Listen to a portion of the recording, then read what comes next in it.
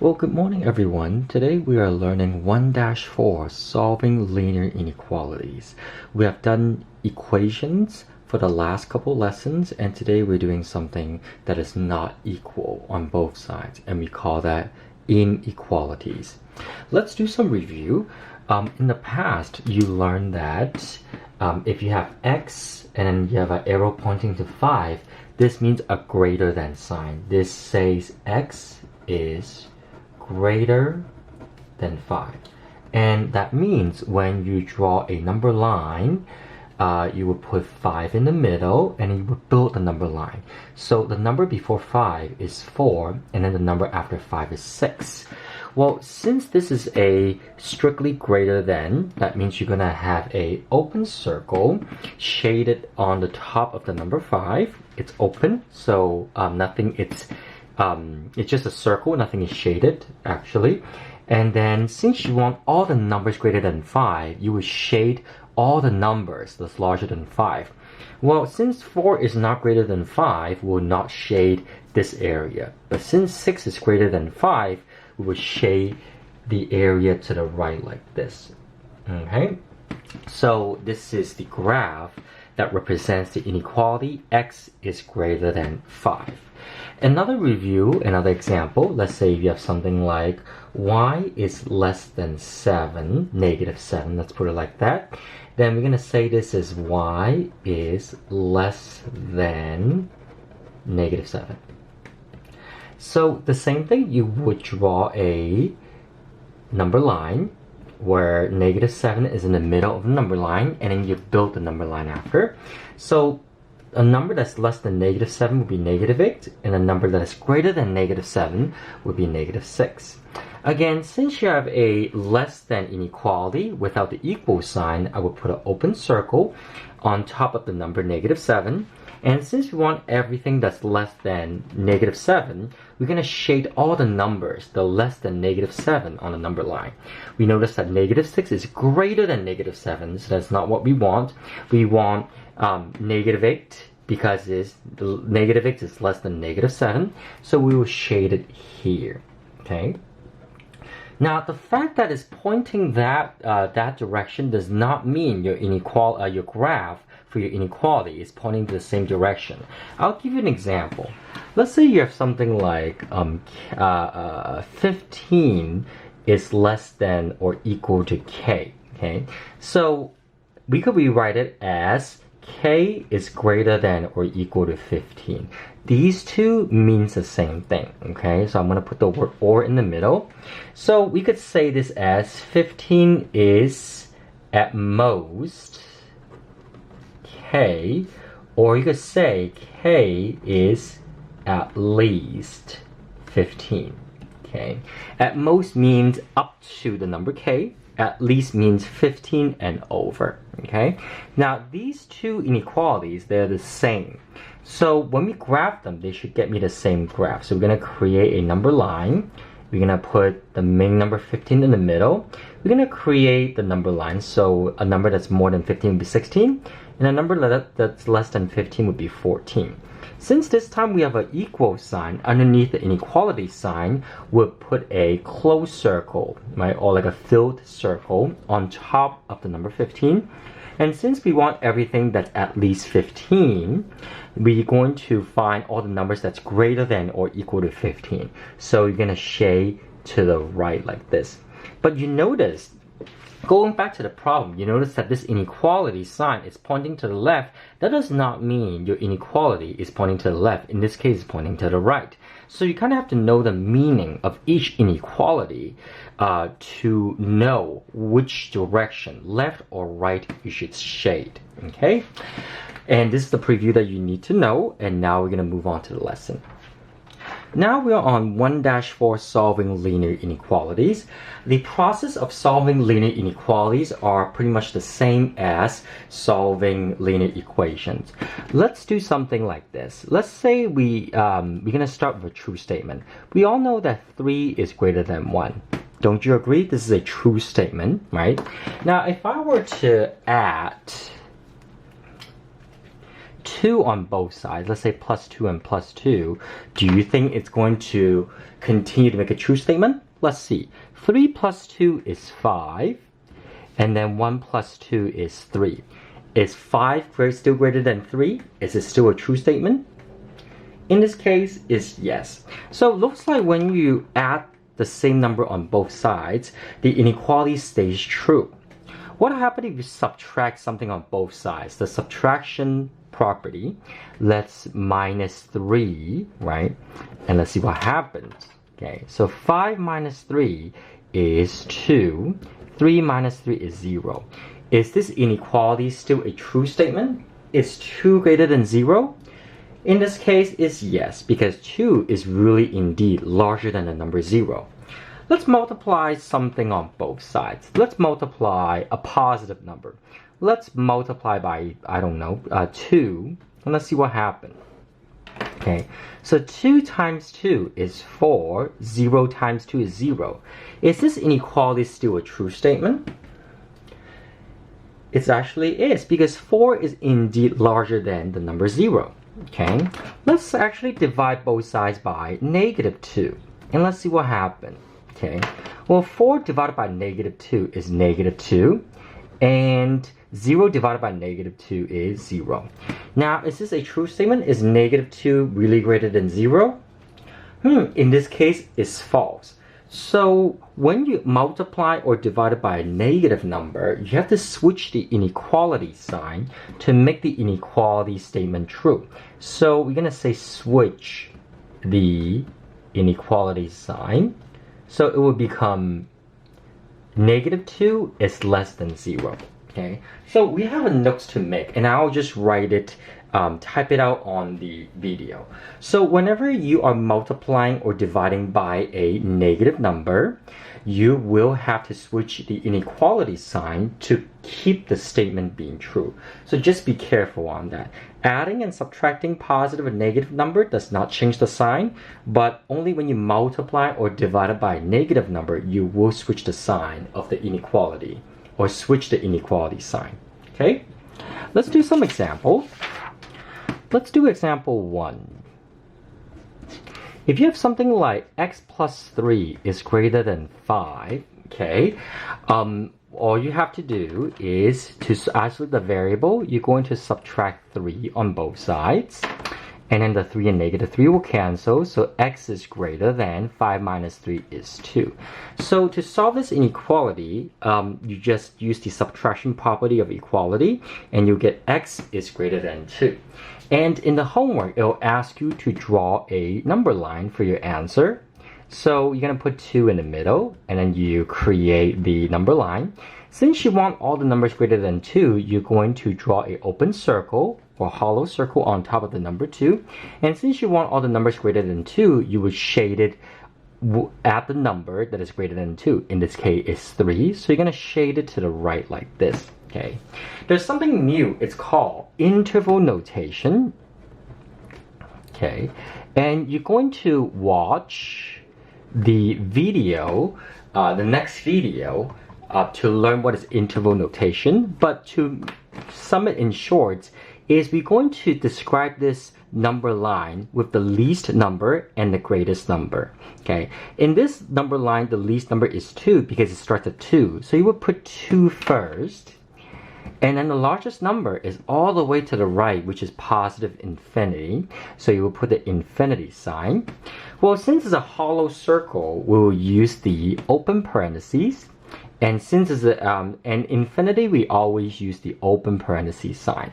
So this is another way to write your answer. Okay. So on your homework, you will write 3 types of answers: the interval notation, the inequality answer,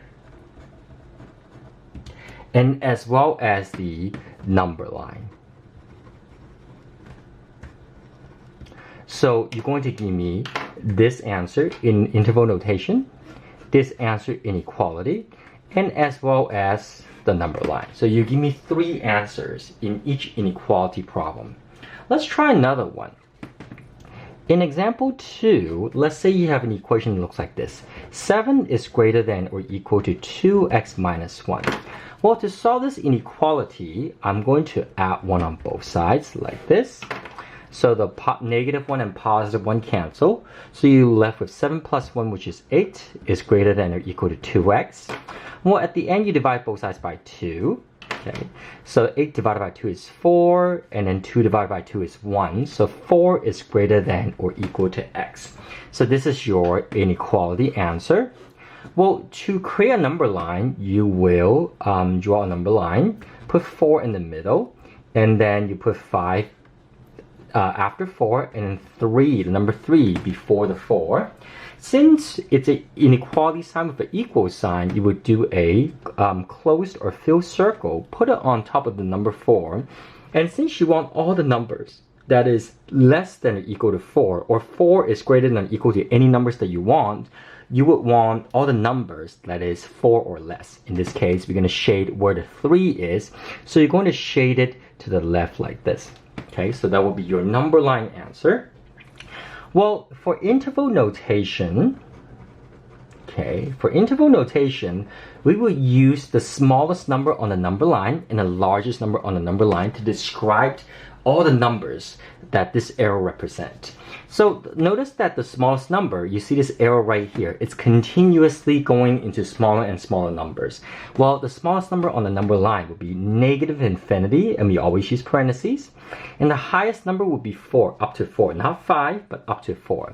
And since we're including the 4, you will use a bracket to indicate it's a closed circle. So I have students always ask, well, when do you use bracket? When do you use parentheses? Well, if it's an open circle, you will use a parentheses. If you have an open circle on top of the number, you will use a parentheses next to the number. If you have a closed or filled circle on top of the number, then you will use bracket next to the number. So I hope that kind of just clarified the misconceptions. So in this case, we're going to box this answer. Okay, let's do more examples. Okay, more examples. In this case, we're going to do example 3 and example 4. Example 3 goes like this. If you have 2x plus 10 is greater than or equal to 2, multiply the quantity of x plus 5. Well, let's see what happens. So if you have 2x plus 10 greater than or equal to 2 times the quantity of x plus 5, let's actually distribute to simplify the parentheses. So you have 2x plus 10, that stays the same on the left, and on the right you have 2x plus 10, okay? Now, do not conclude anything yet, we're going to continue, okay? So we're going to subtract the smaller coefficients. In this case, they're the same. So you're going to subtract 2x on both sides like this, and you have 10 is greater than or equal to 10. Now, hold on. First, let me ask you, is this a true statement or false statement? Is 10 greater than or equal to 10? Well, in this case, it's true. This is a true statement. So if it's a true statement, you're going to say the word all real numbers. Okay, so your answer, it's not an inequality, but it's a situation, and we call that all real numbers. How do you draw a number line for all real numbers? Well, in this case, just put any numbers on the number line. You could put, I don't know, any numbers like 97, 98, 99. You could put any numbers. And since we want everything as part of my answers, you're going to shade everything, the entire number line, right? There's no dots, okay? And with an arrow pointing into both left and right direction. So that will be your graph representation. We're gonna box that. And at the end, to write in the interval notation, right, we're going to use the smallest number and the largest number that this number line represents, this solution line represents. Well, the smallest number is all the way to the left of the number line, and it's continuously forever. So it's going to be negative infinity. Likewise, since the largest number of this number line, it's all the way to the right, it's going to be positive infinity. And we always use parentheses for the infinity sign. Have you noticed? We always use parentheses next to the infinity sign. So this will be my final answer, okay? Now, the next example, it's going to be Very, very similar. I'm actually going to give you almost the same problem, but this changes everything. Let's say you have 2y plus 10 is greater than 2 open parentheses y plus 5, right? You notice that these two problems are very similar. The only difference is example 3 has an equal sign. Example 4 does not have an equal sign. And you know what? That's going to change the entire answer. Let's see what happened. So first we're going to use, again, distributive property to simplify the parentheses. So you have 2y plus 10 is greater than 2y plus 10. Okay. And then from there, we're going to subtract the coefficient. So we're going to subtract 2y on both sides. And you're left with 10 is greater than 10. Now let me ask you this, the whole class. Is this a true statement or false statement? Is 10 really greater than 10? Think about this. Is 10 really greater than 10? No, this is actually a false statement. So if it's a false statement, you have a situation called no solution, right? You're like, hey, how come it's the same problem, almost the same problem, but one of them is all real numbers, one of them is no solution? Well, remember, 10 greater than or equal to 10, this is a true statement, okay? But here you have a false statement. So if it's false statement, you have no solution, okay? And to draw a number line graph, well, at this point, again, you could draw any number line with any numbers. Let's again put, I don't know, 100, 101, and 102. And you're going to shade nothing for a situation that says no solution. So you do not draw any dots. You do not shade it anywhere. You just have a empty number line. Empty number line. Okay. Then what about interval notation? Well, since you don't have a line, you don't really have an interval notation. So you're just going to put a circle with a slash to indicate it's no solution. This symbol means no solution. Okay? And that's pretty much it. Well, that's the end of a lesson. Let me model you how to do certain problems on your homework. So on your homework problem, you'll be working on these problems, and in this case it's going to be odd problems only. So it's going to be 1, 3, 5, 7, 9, 11, 13, 15, 17, 19, 21, 23, and 25. Those are the problems that you'll be working on. So let me show you how to do a couple problems. I'm going to pick a couple random problems so that you know what I'm expecting for you to work on some of these problems. For example, like let's say if I were to work on number 5, you see that this problem says negative 24 is greater than negative 6m. Well, to solve this problem, to show work, you're going to divide both sides by negative 6 like this, and then negative 6 divided by negative 6 is 1. But remember, since we're dividing by a negative number, you're going to switch the sign. So you're going to put m here. And then negative 24 divided by negative 6, you use a calculator, and you'll get 4. Since you have 4 is less than m, you're going to draw a number line. So your step 2 is draw a number line, put 4 in the middle. Then the number after 4 would be 5, and the number that's before 4 would be 3. And since you have a inequality sign without the equal sign, it's going to be a open circle on the top, right? Open circle. And then you're going to shade on all the numbers that is greater than 4. So it's going to be this way to the right direction, okay? And now you're going to use an interval notation to describe this number line. So the smallest number on this number line is 4, right? So we're going to put 4. And since it's a open circle, we're going to use parentheses to represent open circle.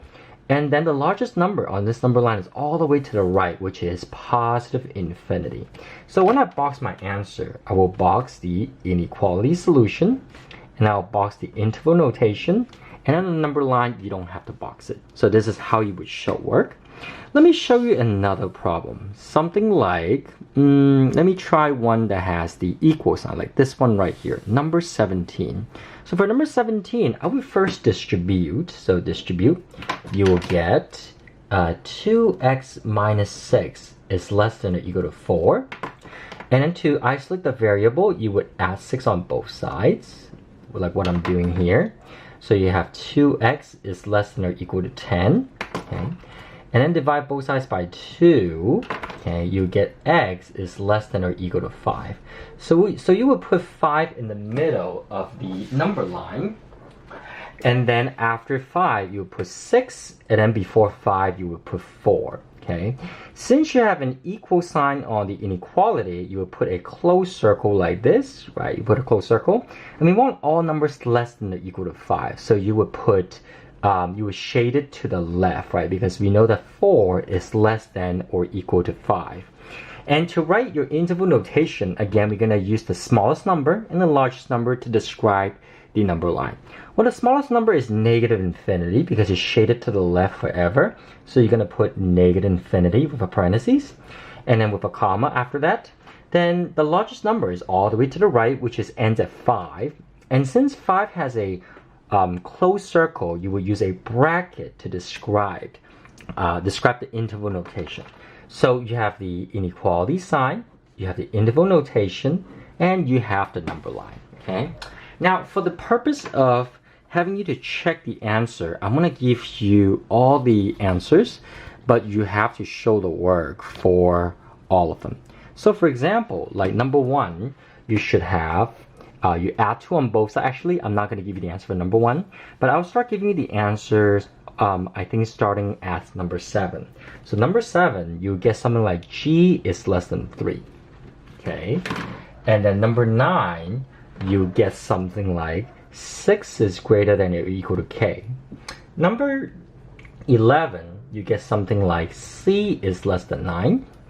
Number 13, you get something like Y is less than 6. Number 15, you get something like negative 4 is less than R. And then for number 19, you get something like no solution. Okay, so make sure that you are showing work for all of these problems to get credits. If you turn in a paper like these, you will not get credits for your homework. Okay. Let's go over the second page of your worksheet. You only have to do, again, is 21, 23, and 25. You do not have to do 22, 24, and 26. Well, to do this, let's read the problem for number 21. One roll of masking tape costs $1.15. How many rolls can Max buy with at least $5.75? Well, the word at least tells you that it's going to be greater than or equal to. Okay, so you're going to set up an inequality. So you know that each row of masking tape is $1.15. So $1.15. And I'm not sure how many, so you're going to use X to indicate how many. And you're going to set that greater than or equal to $5.75. Okay, so you're going to have this inequality. And since you're going to isolate this variable, you're going to divide both sides by 1.15 like this. So once you divide using a calculator, you get something like X is greater than or equal to 5. So that would be the inequality solution for part B. Now, before you do part C, it's actually easier for you to graph it first, and then from there, you write the interval notation. So you're going to put 5 in the middle, and you put 6 after, you put 4 before that. And since it has a equal sign, you're going to put a closed circle on top of 5, and you want all the numbers that's greater than or equal to 5, so you're going to shade it to your right, to the right, like this. Now that you have a picture, you could create the interval notation now. So the smallest number on this number line will be 5, and since it's a closed circle, we're going to use a bracket, and then comma, and then the largest number is all the way to the right, which is infinity, and then you close parentheses. So this will be the answer for the interval notation, like this. Okay, so you're going to do the same thing for number 23 and for number 25. So I'll give you some answers so that you could check it by yourself. Like for part B, for number 23, you should get something like X is less than 0.63, right? So I want you to set up the inequality to get to this answer, and then use this answer to draw a number line as well as the interval notation. For number 25 is the same thing. Your part B, which is the answer for the inequality solution, will look something like X is greater than or equal to 90. Okay, and again, you're going to fill in the interval notation, the graph, and the setup. Oh, I forgot to actually tell you, how would you write a sentence in this problem which is very easy. You just have to read the problem, and then from there, you're going to answer the questions by paraphrasing part of the questions. So since it's asking how many rows can Max buy with at least $5.75, you can say Max can buy. Now you don't say 5 rows. You're going to say at least 5 rows because that's what it says on the inequality signs. At least 5 rows with $5.75 at least. Or you could say Max can buy at least 5 rows with at least $5.75. But you're going to write me a sentence, a very simple sentence that would address what is the question is asking. So for number 23, if it says, what is the price range for each battery? You're going to say each battery is less than 63. And then what do we use for price? It's going to be 63 cents, or you could say $0.63. And then for number 25, they're asking how much more does Zach needs to save to buy the iPod? Well, since it says greater than or equal to 90 and it's asking how much, you're going to say Zach needs to save at least $90. So that's what you would put for the sentence part of the word problem sections. So I went over this worksheet with you, but you're going to first do the Pearson homework because it's easier without the interval notation. And then after that, if you need to, you could watch another interval notation video that I assigned to you before you start on this worksheet, right? So again, you have 2 homeworks. Number 1 is the Pearson homework, and then number 2 is this worksheet, and you submit it onto Canvas. Thank you so much. Hey everyone, so to get to your homework, first you go to my CNUSD website and then you click on the top of the page, my CNUSD, to log in. Well, you're going to type in your username and your password. Well, in this case, your student ID and your password. Then you go on to resource. I think for you guys it's resource. And then you go to a place called Pearson Savas Easy. Pearson Savas Easy. I'm not quite sure how you say that word, but it's Pearson Easy. Click on that. And you get to this pop-up page. And you're going to click on your class textbook. So you click on this right here. This is called Envision Integrated Mathematics 1 2009 Common Core. You click on that, a new window pop up again, and you see 3 different colors.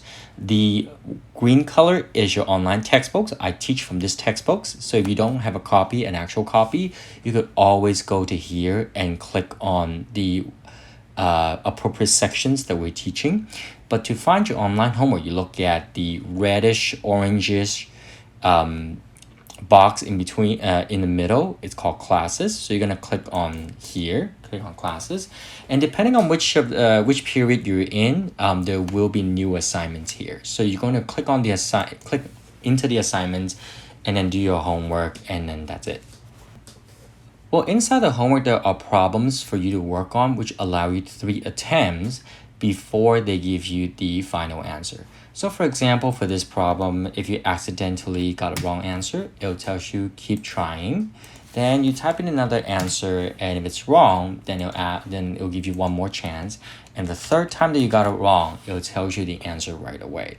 So, but you could always get help by viewing an example on this part of the feature. So it'll tell you what to do step by step, step by step, step by step until the final answer. So you could always refer to the question, help view an example, or you could use help me to solve this to actually work it step by step. So there will be more answer boxes for you to fill in, but at least it will help you on your learning. Now for this problem, what do you do when you get it wrong, right? So well, to get a point or to get scores on that homework, then you click on similar questions and you keep practicing until you get it right. So if I were to click on similar questions, you notice that the questions changed. It's different from the previous one. So let's say this time you got it right. Let's say x is equal to 5, right? Well, if you got it right, it will tell you well done, okay, and then you move on to the next problem. So you click on next to move on to the next problem, like this. And once you finish all the problem, I believe the next thing is for you to make sure that you answer all the questions. If there's anything that it's not answered, make sure that you go back and look at it like this. right? So this is not answer. But let's say assume that if you finish your all of the questions on your homework, then you go to the bottom, I believe. Oh, actually, this button right here says submit my work. So you click on it, and then boom, I only got 3% just because I only answered one question correct. The rest I did not answer. So in order for you to get at least 80% or any good scores, make sure that you answer every single question and it's correct, not incorrect, for you to get as many points as possible on your homework. If you have any questions, please contact me.